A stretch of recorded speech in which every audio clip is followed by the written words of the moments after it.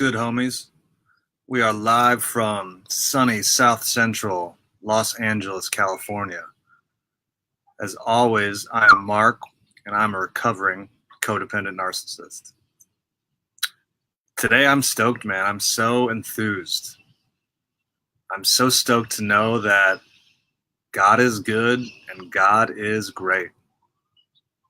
I am so incredibly grateful for this knowledge. You have no idea. To know that God is an unconditionally loving being, to know that God doesn't judge me, man, that's so much easier for me to stop judging myself. It makes it so much easier for me to heal myself and to grow up. This is so important for me. It's incredibly important for my spiritual growth, because if I'm not evolving, I'm de-evolving. That's just kind of the rules of this reality. That is Newton's second law of thermodynamics. If you're not putting energy into something, then that energy is slowly dissipating over time. That's what entropy is. That's why if you build a house and you put no effort into upkeeping your house is going to fall down. That's why if you have a fully charged battery and it's in your, I don't know, wherever you keep batteries, pantry, if it's in your pantry for 5 years, man, that battery might not work as well, or might not work at all anymore. So that's why I need to continue to put energy into my spiritual growth, and knowing that I'm not being judged by how good or not good I'm doing is hugely important for me. Really what I wanted to talk today about, though, is fear, beliefs, and ego, and how to get rid of them. Fear is the opposite of love. The path to growth is to remove fear, ego, and beliefs. Once I remove these, I can become who I truly am. And who I truly am at my core is a being of love. And it's not just me, it's every human. Every human on the planet is the same. And all you have to do is just look at a baby, and this is true. Until recently, I wasn't even aware of any of my fears. Even though my fears basically dictated every single choice that I have ever made. All of my choices were dictated by my fears.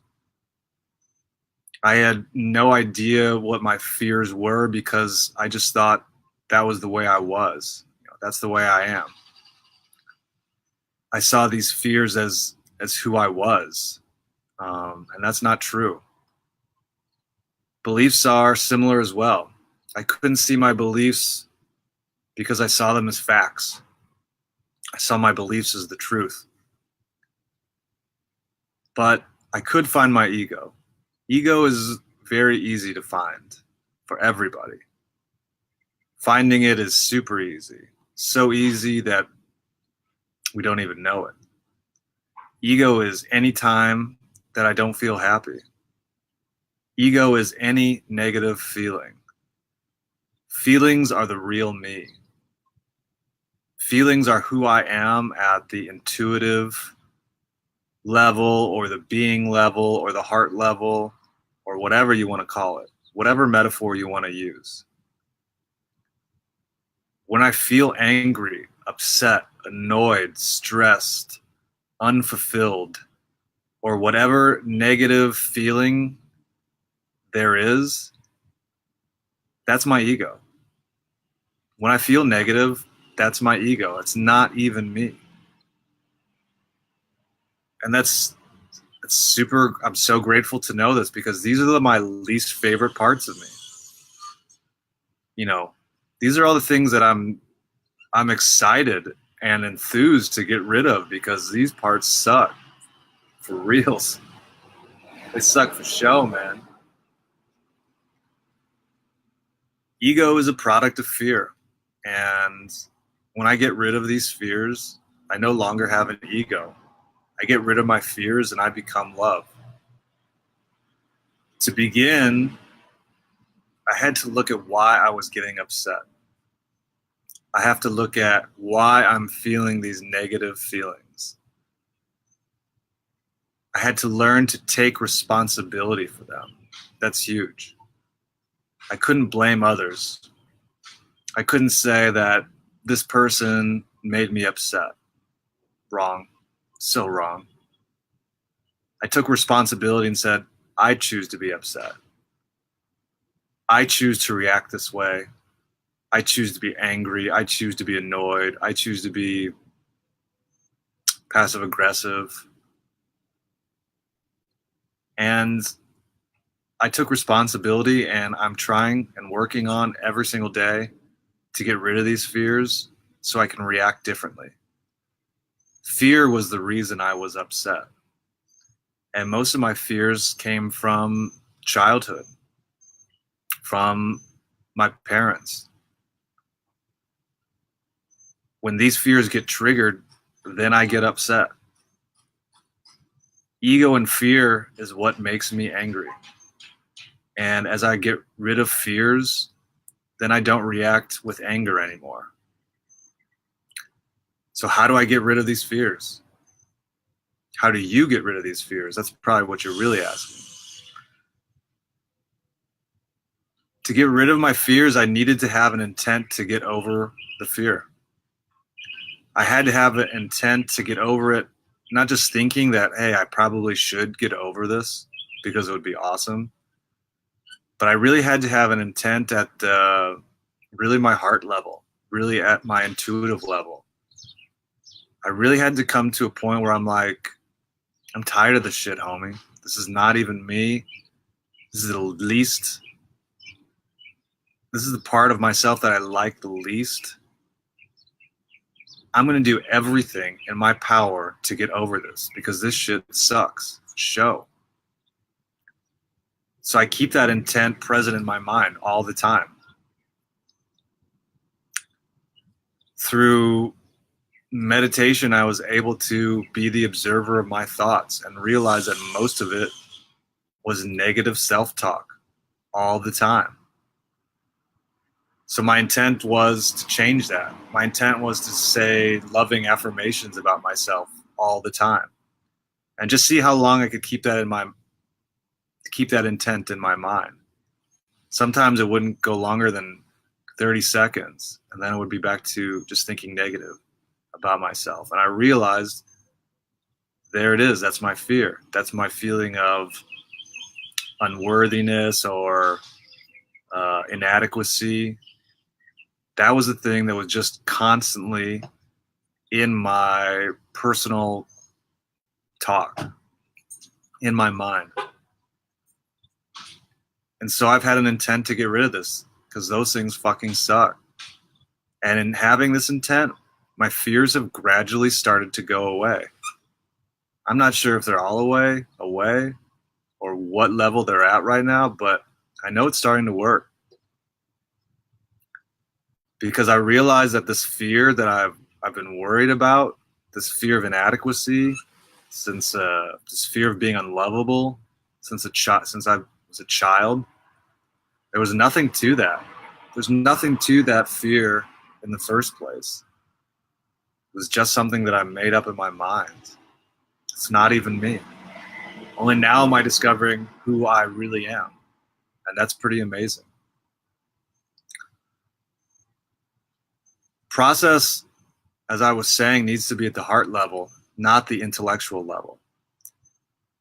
It's never about doing the right thing because it seems to be the right thing to do. It's not about trying to be kind because that's acting. And we aren't human actors, we're human beings. It's not about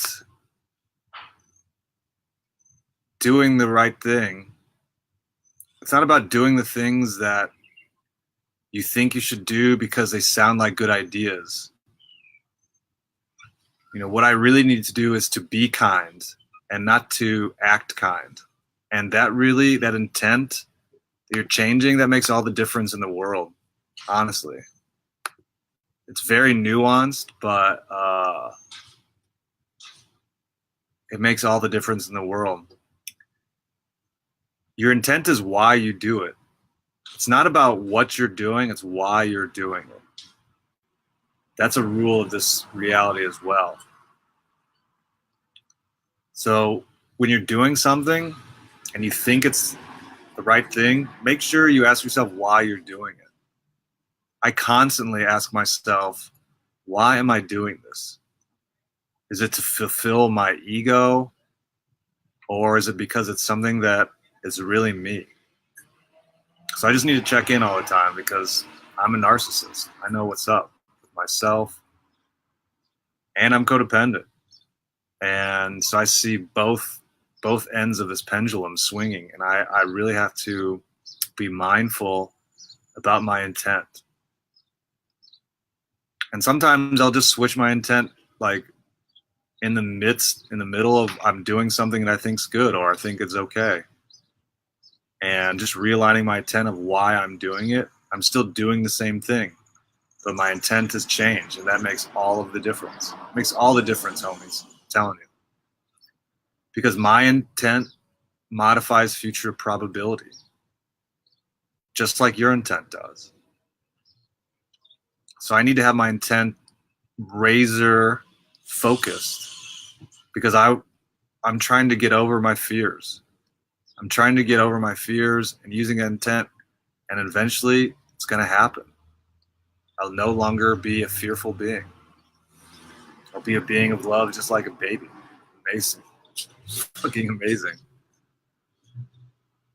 It's not an easy process. I am not going to lie and say this has been super easy. And that, 15-minute, 20-minute live stream, I could pack everything in and it might seem really great, but it's been a lot of growth. And just kind of the aspect of growth is that there's a lot of change, and change is difficult. Change is not always easy, even if you embrace change. The only constant is change, and even if you embrace it, there's still a lot of things that happen. Sometimes you have to let go of a lot of things that you think are you, but they aren't. Sometimes you have to let go of people that you think that you love, but you realize that maybe it wasn't love in the first place. Maybe it was just need. So when I grow up and I get rid of fears, I become a different person because I'm a grown-up. When I grow up, it's not about doing the right thing. It's about being the right person. I'm trying to be it. I'm trying to be kind. I don't want to have to think about it. It's just something that I want to be. It's just, I am. When Gandhi said, be the change, that was a really powerful statement. He didn't say act the change. He said, be the change. And Gandhi knew, homies. He knew what was up. So if anyone finds this, you're on the path yourselves. And I hope my message brings you courage to look at yourself, to take responsibility over your feelings. And I hope it gives you courage to help identify your fear, egos, and beliefs, and to start getting rid of them. Because who we really are beings of love. And if you ever want to hit me up and talk to me, just leave a message on YouTube or Facebook, and I'll hit you up. If you have any questions and you need somebody to listen to, I'll be here to listen to you. I'm really good at that, honestly. Because I know that Everyone's struggling. Everybody is struggling with their own fears. And everyone is trying to do their best with what they've got, just like me. So thank you for letting me share, and thank you for letting me be of service. Sending love, homies.